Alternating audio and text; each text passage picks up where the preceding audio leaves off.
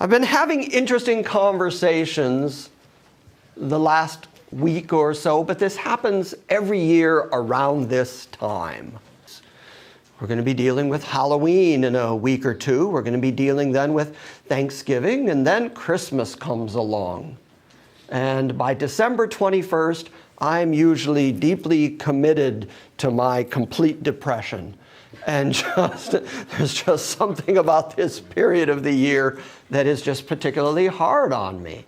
And so the questions now have begun to crop up about how should we and how can we observe these various holidays. I don't even like to call them holidays. Our English word holiday is just a transliteration of the phrase holy days. And the All Hallows Eve, when the devils are all running about like crazy, is not a holy day.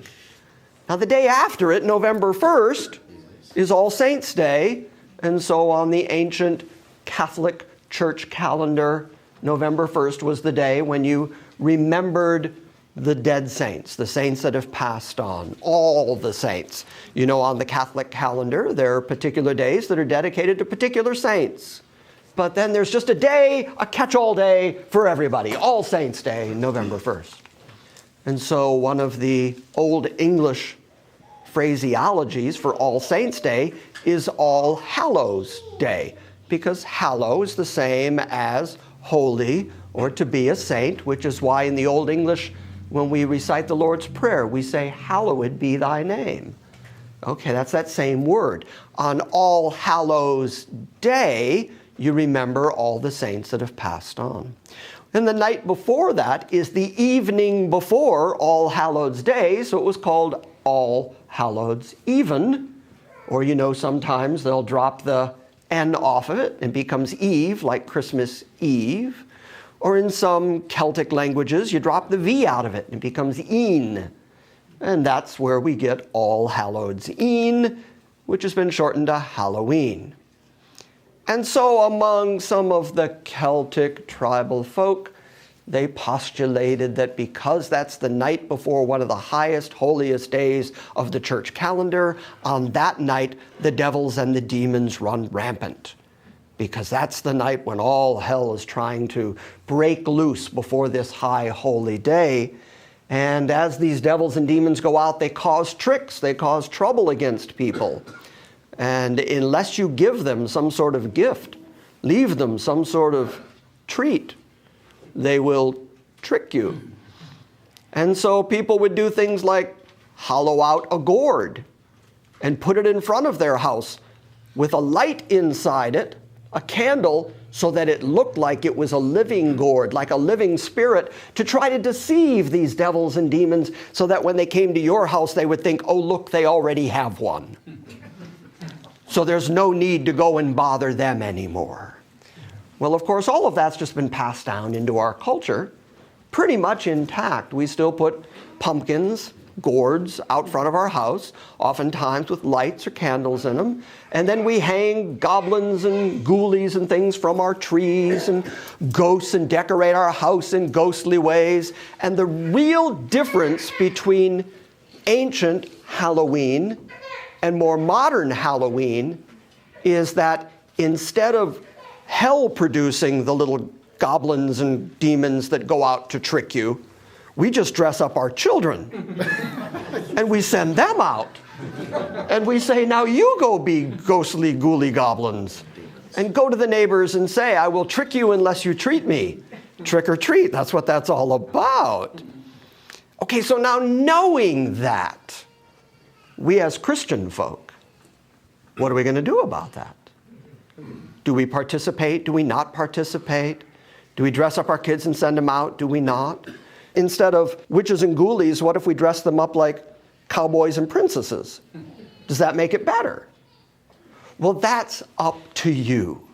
It really is. That is up to your freedom of conscience to decide.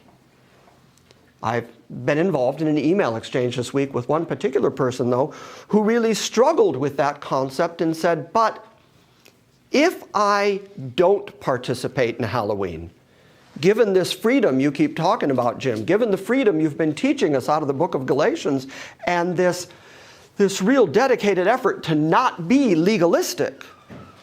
If I don't participate in Halloween because I know about its pagan roots and I'm not comfortable with it, am I then being a legalist? See how that works? Am I being legalistic if I don't participate or don't let my family participate? Well, that's an excellent question. So I responded to the person who wrote with the same response I'm going to give to you this morning. Genuine, true freedom in Christ includes the freedom to say no. Real freedom includes the ability to say, I opt not to participate in that because I have the freedom not to, the same way I have the freedom to do it. Understand the difference? True freedom includes the freedom to say no. And this is such an important concept because there was a time in my life when there were particular behaviors of mine that were not good behaviors, particular habits of mine that were not good habits. What I didn't have was the ability to say no. My flesh was sold out to those habits and behaviors. My flesh was sold out to my own ego and my own desires. And just like Paul talking in Romans 7 about how the flesh and the spirit are at war against each other, he's going to bring that up again here in Galatians 5. He's going to say that the spirit and the flesh are lusting against each other, warring against each other. Jesus himself said the spirit's willing, the flesh is weak. Paul in Romans 7 said that even though the law was good and right and holy and just, he couldn't find within himself the ability to do it. And so he said, I find a law in my members that where I would do good, sin is present with me. And so the unsaved, unregenerate person is going to do nothing but satiate their flesh. That's all they can do. The unregenerate person is always and only going to do those things that satisfy fleshly desires. That's all you're going to do. It's all you can do. But when you have the Spirit of God in you, when the Spirit of Christ takes up residence in you, for the first time in your life, you will have the capacity to say no to things you never could say no to before, because you simply didn't have the ability to deny yourself. You simply don't have the ability by nature to do what Paul just said, which was love one another, sacrificially love one another, take care of one another. Left to yourself, left to your flesh, left to the way you are by nature, you're never going to take care of anybody else because it's going to be me first, me always, me all the time, 24-hour a day, me. And whatever I got to do, whoever I got to run over, whoever I got to hurt to go get mine, I'm going to do it because it's about me. But the regenerate person, for the first time, has the ability to say no to his own flesh, to his own ego, to his own desires, and actually prioritize other people over his own wants and desires. This is a part of the gift of the Spirit. This is an ability you didn't have before, which is why I'm saying that true, genuine freedom is not just free from the law and not just free from the restrictions and condemnations that came from the law, but you are also free from your own sinful, depraved mind and proclivities so that you can now say no to the things you never used to be able to resist before. But you also have the freedom to say no to those things that offend your conscience.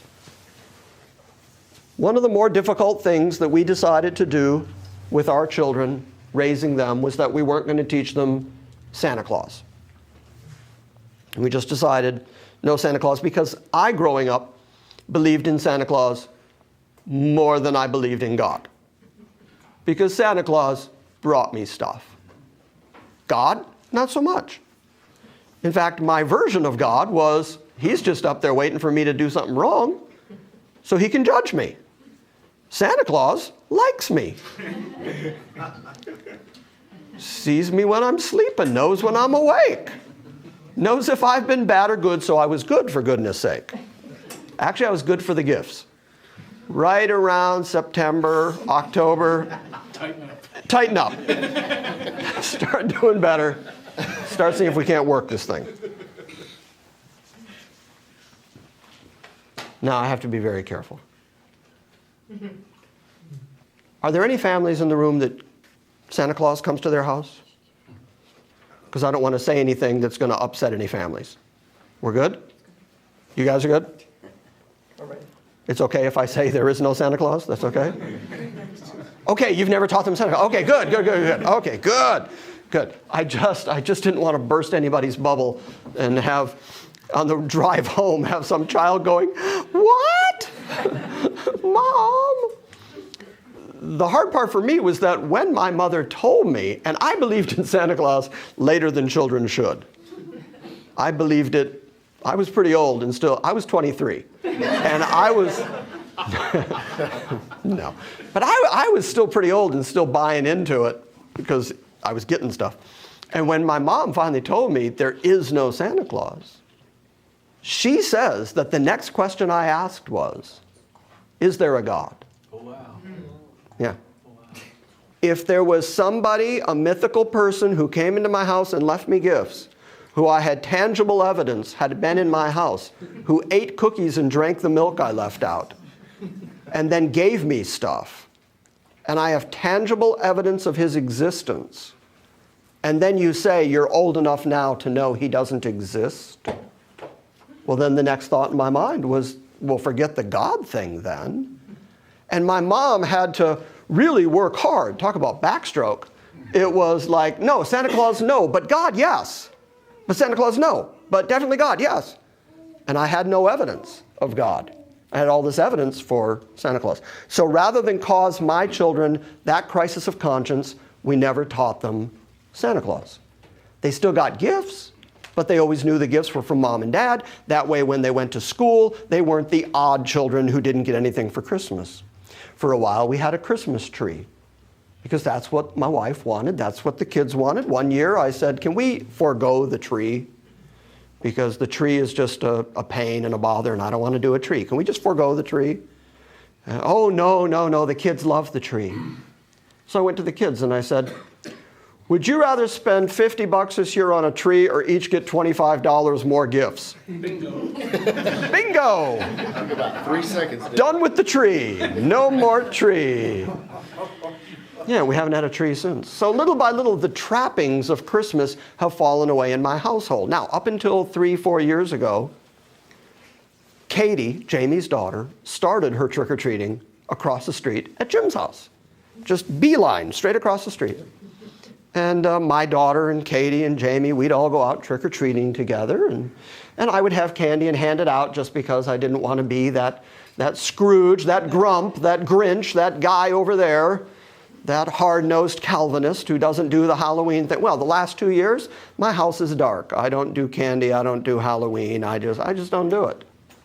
And that is my personal conviction. I have never stood here and said to the congregation, don't do Halloween, don't observe Christmas. I've never done that. It's completely up to you to decide what you do and how you do it. You have the freedom of conscience between you and your faith and God to work out your particular level of tradition and what you're going to do. And you have the freedom to do that. But you also have the freedom to say no. And you can say no without being a legalist. True freedom includes the freedom to say no.